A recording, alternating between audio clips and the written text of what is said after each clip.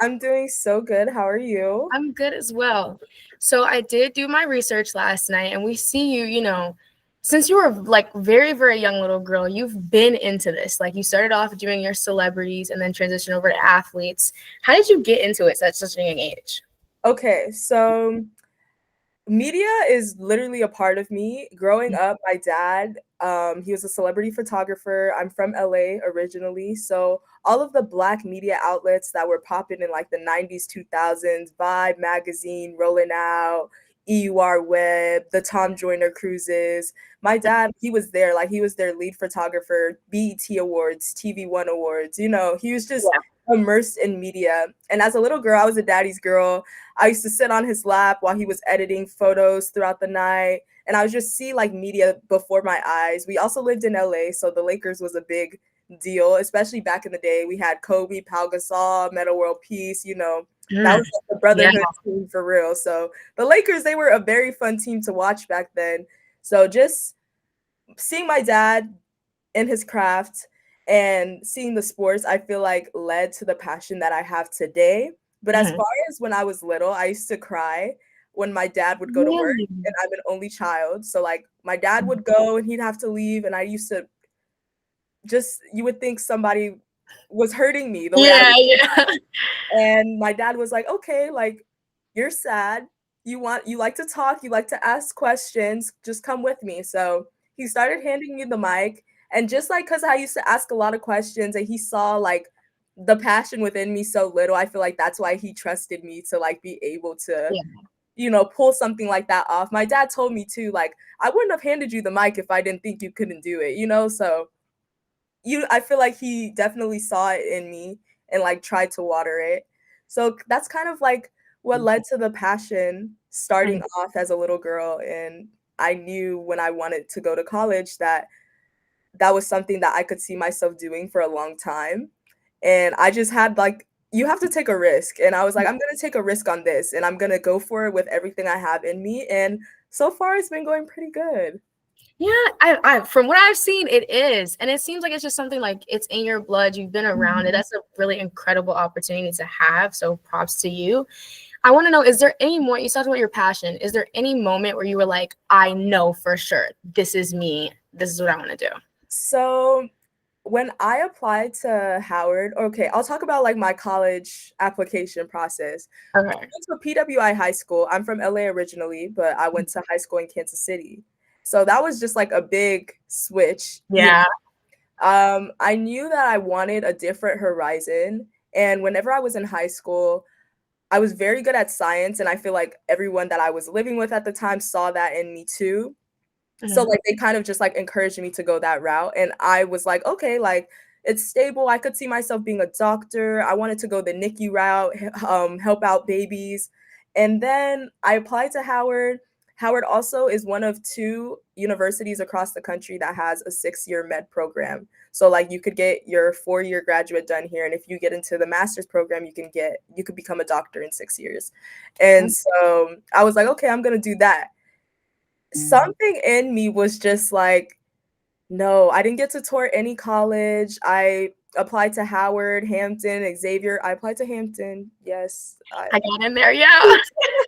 But I applied to Howard, Hampton, Xavier, FAMU, NCAT, like just like the Mhm. best Yeah. HBC woman, the best HBCUs you could think of. And since I didn't get to tour it, and I had that little feeling inside of me that something I could see myself doing something else. And I feel like the start, like I thank God for my dad kind of finding that passion in me little, like when I was so small, because I feel like that's what I leaned back on whenever I was clueless. I was like, what do I want to do? I knew something was off. I could see myself doing something more or different. And I kind of just leaned back into the little girl that was like inside of me. And I was like, I could see myself doing this forever. Like, I want to be a journalist. And I feel like because I cheered in high school as well, like Mm. getting the best seat in the house, you know Yeah. what I mean? Like, Mhm. like, I don't wanna cheer anymore, but I like sports, and just, like, putting together my passions and then picking Howard as a university. Howard is a place that is a village, and everybody wants to see you win and help you and kind of push you that way, whether it's your peers, whether it's the professors. Like, it's just so inspiring coming to a place like this where everybody's on their grind. Like, you might see me, but like, just know in the College of Architecture and the in SOB, like, people have this stuff too. You know what I mean? Like, they're Yeah. doing national pitches, they're winning awards. You know what I'm saying? Like, you just look across the campus and you're so inspired by everyone that's around you. So I was like, if I'm gonna do something like journalism, it's not very celebrated as you know. Like, some people are like, you could be a starving artist. It's very competitive, but like, I really didn't let that discourage me. And I was like, okay, like, if I'm gonna go for it, I'm gonna go for it at Howard, where I have a village too of people Yeah. who are gonna like push me and see the passion in me and water it and pour into me. So that's kind of how I ended up at Howard and picking journalism. Okay. You did mention the whole 6-year med program. Now Yes. you're in the journalism program. Do you feel like Howard, since they set those people up, do you feel like they set journalism people up as well, like for your major? So you have to, everything is made by you. That's what I would say. Like, you make your experience. Yes, there are schools, yes, there are programs, but it's about what you put in every single day. And you've probably heard this saying before, what you put in is what you get out. Like, Mhm. and that's serious. Like, if you put in hard work, blood, sweat, tears, dedication, you will reap blessings that will surprise you. You know what I'm saying? Like, I feel like I went into this blindly, just kind of chasing my passion and following faith. I'm really big on faith in God too. Like, that's really big to me, who I am and why I am this way and every gift and blessing I've gotten in my life. But I feel like I was just kind of following faith. Didn't really know what I was going to do or where it was going to get me, but just following the love and the passion, and it just surpassed me. I feel like SOC at Howard, it's a great school. They have great people, great classes, but if you just go to class every day and go home, you're Yeah. probably going to be wondering, you know what I'm saying? Like, Yeah. why can't I do other things? Why can't I do cooler things? Like, I have all this talent, but I can't even showcase it. You know what I'm saying? So I feel like, yes, Howard is a pot of gold, but you have to dig. You know what I'm Mm, saying?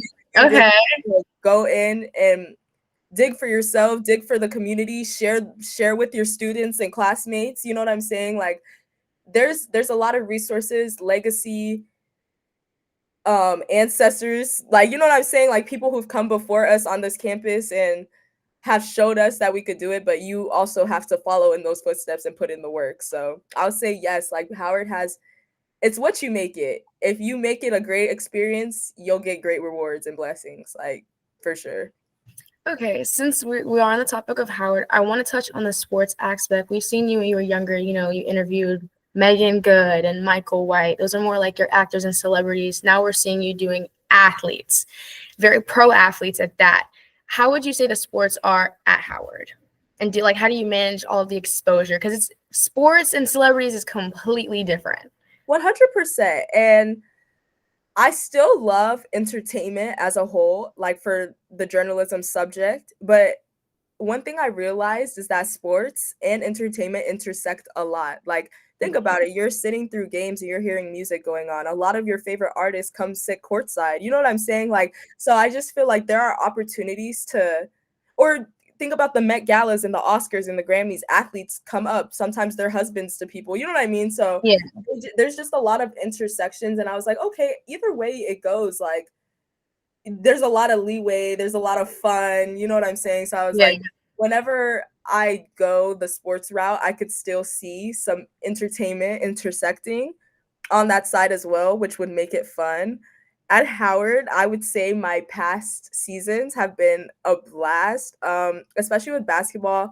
I work with women's and men's basketball, primarily with men's, but the women's team, they've made it to the MEAC championship the past 2 years, and the men won back to back and went to March Madness the past 2 years. So working for a team that wins and, like, who knows how to win at a high level, whose culture is very important and strong, and I would say both sides, women and men, like, their culture, the Howard basketball culture is very strong, and, like, they have a high standard and they expect everyone to meet it, whether you're an athlete, a manager, or a team reporter, a photographer. Like when you step in there, like everything should be done at a high level to push the culture and push the program. So I feel like just getting to be a part of that, that has brought me life-changing experiences. I've gotten to experience 2 back-to-back championships. I've been to March Madness. That's an unbelievable experience. Like you grow up watching that on TV, and my school was playing in it, and I got to take pictures and interview the guys and stuff like that. You know what I'm saying? So Yeah. it was just an unbelievable experience, and I feel like working for a culture that's as strong as Howard and teams and a team that knows how to win at a high level it's a great experience for sure. I love hearing that they're pushing the athletes to play that hard and go that hard for themselves. Is you don't hear that often sometimes. So you even saying that is like, oh my gosh. Now I do want to ask, you are a Black woman. Yes. You're at Howard though, so you have like an advantage. Yes. How is your experience being in the sports where we don't see a lot of young, intelligent Black women doing things like that? So I feel like obviously right now I am very aware that I am kind of in a safe haven, if you know what I mean. Like right now I'm on my campus, all my peers are Black, my professors are Black. You know what I'm saying? Like there are people who have been where I'm wanting to go, if that makes sense. So they've already been through college. They've already had to put in 10,000 hours. So like just like them coming back and watering us, you know what I'm saying? Like showing us what it takes and telling us the truth. Like that's one thing I really appreciate about Howard. They will sit there in class and tell you, you are not made to succeed in this world. So if you better work hard, you know what I'm saying, to get yours, because this is not a world for that was set up for us to win. And like I just appreciate like our professors being so blunt and honest and truthful, because like it only helps us. And I feel like right now, just like with everything that has been taught to me, I do realize that I'm in a safe haven, and just seeing what goes on and talking to other people like Taylor Rux and Megan McPeak and the Malika Andrews and LaShina Robinson, and just like hearing their stories to see the discrimination that they went through.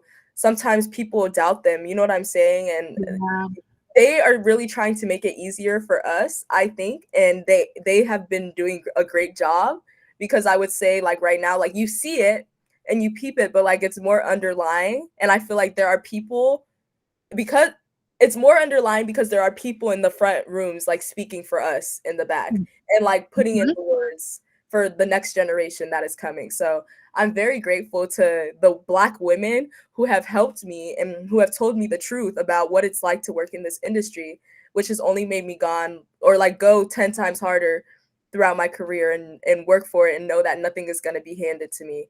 So like, I do think that we have a struggle, but if you're prepared, you can get through anything. Okay. That just, I don't know, made me feel better about that whole aspect of it.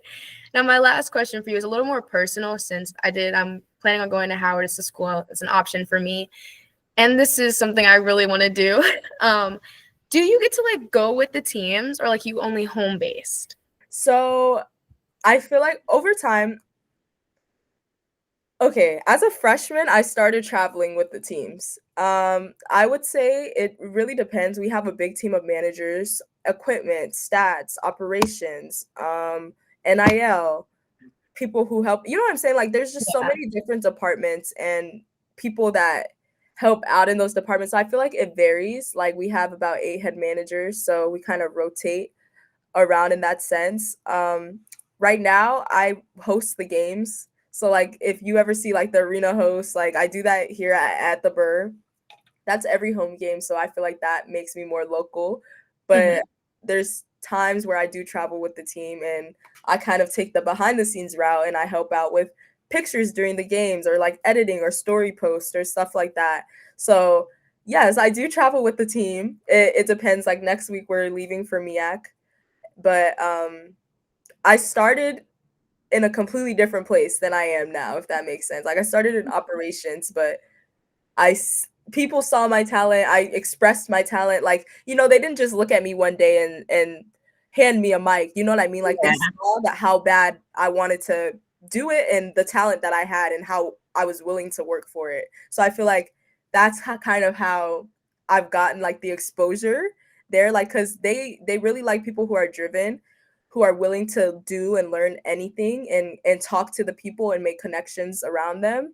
And I feel like if you do that, you could be traveling in no time. Like if you'd like to work for a collegiate sport, they just want people who are willing to buy into the culture and work hard and water their passion while also watering, you know what I mean, the team and the Yeah. culture and adding, you know, an impact. Okay, thank you so much. That was everything I had for you, but you're definitely pushing me more towards Howard right now. So thank you I for think, that. especially if you want to do sports journalism, I feel like it's a great school. And there are other resources. So there's the Wizards here, there's the Nationals here, the Commanders are doing great here, the Baltimore Ravens are an hour away. So you know what I mean? Like Yeah, there's there's options. stuff here at Howard. Let's say the sports aren't doing great, you can still cover other things. You know what I mean? You can still branch out and water your passion right there in front of you. So I feel like it's a great option. But yes, Thank you so much. I really appreciate you, and thank you for your time. of course. I enjoy talking to you and I wish you all the best. And I know you're going to be amazing no matter where you go. Thank you so much. Of course. Have a good day. You too.